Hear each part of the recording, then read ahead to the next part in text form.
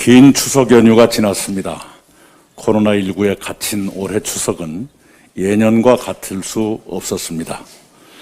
저는 어제 텔레그램에 글을 올려 추석 연휴에 파악하신 민심을 올려달라고 당 소속 국회의원님들께 부탁드렸습니다.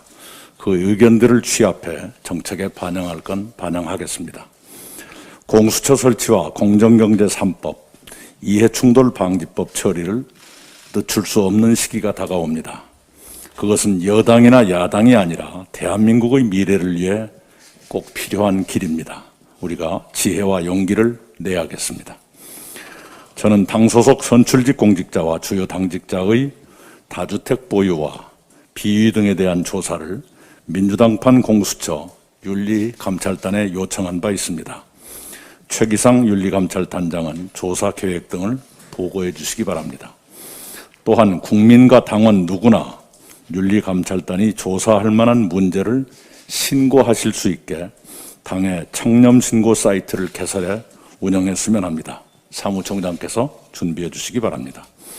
당에 설치된 젠더폭력 신고 상담센터도 활동을 본격화해야 합니다. 센터장 이수진 의원께서는 센터의 활동 계획을 최고위원회의에 보고해 주시기 바랍니다. 모레부터 국정감사입니다. 야당의 몹시 거친 공세가 이어질 것입니다. 터무니없는 공세는 사실로 차단하고 근거 없는 왜곡도 사실로 교정해 주시기 바랍니다.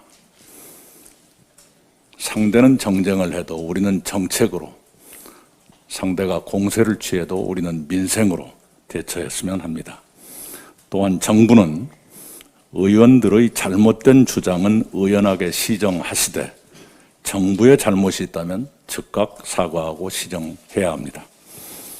저는 추석 연휴 기간 동안 필수 노동자들을 뵙고 말씀을 나누었습니다.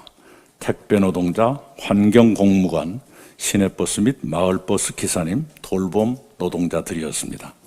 또한 저는 코로나19 같은 감염병의 치료제와 백신을 개발하는 한국생명과학연구원과 세계 최고 수준의 코로나19 진단키트 생산기업 SD바이오센서도 찾았습니다.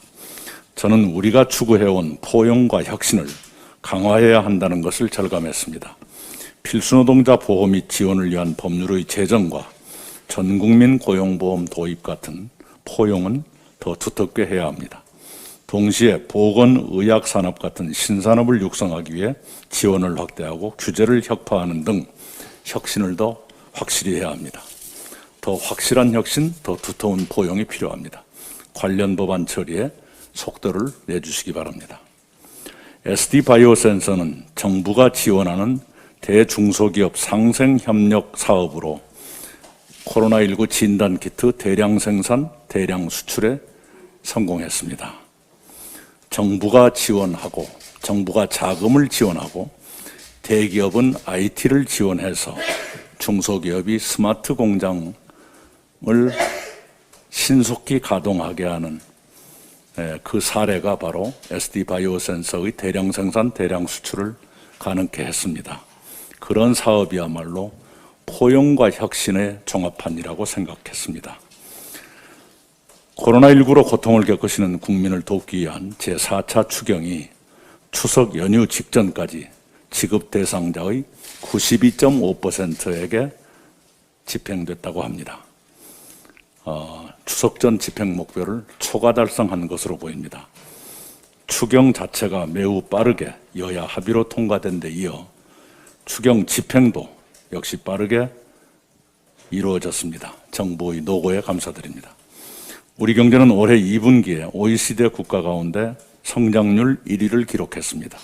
3분기 들어서는 주요 상장사 영업이익이 전년 동기 대비 19.4% 증가할 것으로 전망되고 있습니다.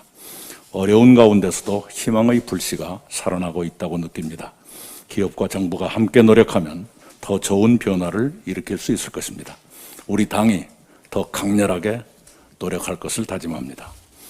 미국 대통령 선거가 한 달 남았습니다. 트럼프 대통령의 조속한 쾌유를 기원합니다.